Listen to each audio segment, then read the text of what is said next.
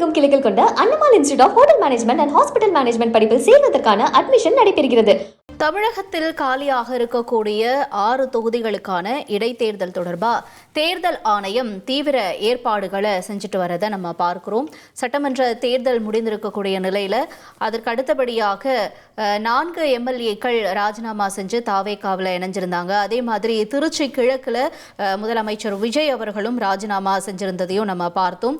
இந்த மாதிரி திருச்சி கிழக்கு, மதுராந்தகம், தாராபுரம், அம்பாசமுத்திரம், பெருந்துறை, விராலிமலை உள்ளிட்ட இந்த தொகுதிகளுக்கான இடைத்தேர்தல் அப்படிங்கிறது கூடிய சீக்கிரம் நடக்க இருக்கு. இந்த இடைத்தேர்தல் தொடர்பாக ஏற்கனவே முறையான ஒரு அறிவிப்பையும் இதற்கான அந்த டாக்குமெண்ட்ஸ் இது எல்லாமே தேர்தல் ஆணையத்திற்கு தமிழக அரசு தரப்புல கொடுக்கப்பட்டிருந்துச்சு. அதற்கு அடுத்தபடியாக இந்திய தேர்தல் ஆணையம் இதற்கான இந்த தீவிர ஏற்பாடுகளை செஞ்சுட்டு வராங்கன்னு சொல்லப்படுது. திருச்சி கிழக்கு உட்பட இந்த தொகுதிகளில் இவிஎம் பரிசோதனை நிறைவு செஞ்சிருக்காங்க. அடுத்த கட்ட நகர்வுகள் என்ன அப்படிங்கிற தகவல்களோட செய்தியாளர் பாரதி ராஜாவும் இணைஞ்சிருக்காரு. பாரதி ராஜா, இப்ப வரைக்கும் என்னென்ன விஷயங்கள் நிறைவு பெற்றிருக்கு இந்த இடைத்தேர்தல் பொறுத்த வரைக்கும்? அடுத்து இந்த இடைத்தேர்தலுக்கான பணிகள் என்ன?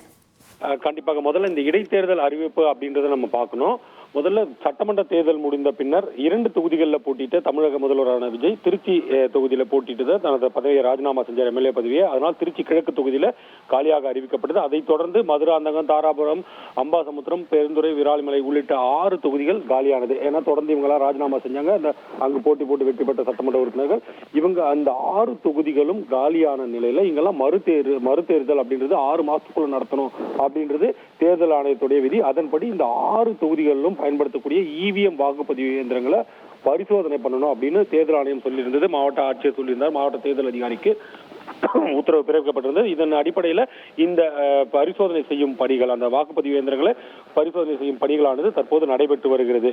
குறிப்பா திருச்சி கிழக்கு, மதுராந்தகம், தாராபுரம் இந்த 6 தொகுதிகளில் வாக்குப்பதிவு இயந்திரங்கள் பரிசோதனை செய்யும் பணியானது தற்போது முடிவுற்றதாக தகவல் வெளியாகி இருக்கிறது. விராலிமலை சட்டமன்ற தொகுதியில பயன்படுத்தக்கூடிய வாக்குப்பதிவு இயந்திரங்களுக்கான சோதனை என்பது விரைவில் தொடங்க உள்ளதாக தற்போது தேர்தல் ஆணையம் மூலம் தகவலாக வெளிவந்துள்ளது. இது தவிர காலியாக உள்ள சட்டமன்ற தொகுதிகளில் மாவட்ட ஆட்சியரிடம் தலைமை தேர்தல் அதிகாரி ஜூன் 22ஆம் தேதிக்குள்ள அங்குள்ள நிலவரம் என்ன அப்படின்ற தொடர்பான அறிக்கை தாக்கல் செய்யுமாறு கேட்டிருந்தார்.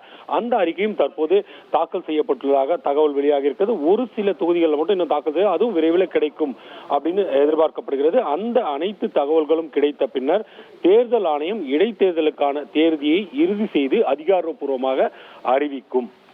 ஓகே, உங்களுடைய விரிவான தகவல்களுக்கு நன்றி பாரதி ராஜா. தமிழகமெங்கும் கிளைகள் கொண்ட Annamal institute of hotel management and hospital management படிப்பில் சேர்வதற்கான அட்மிஷன் நடைபெறுகிறது.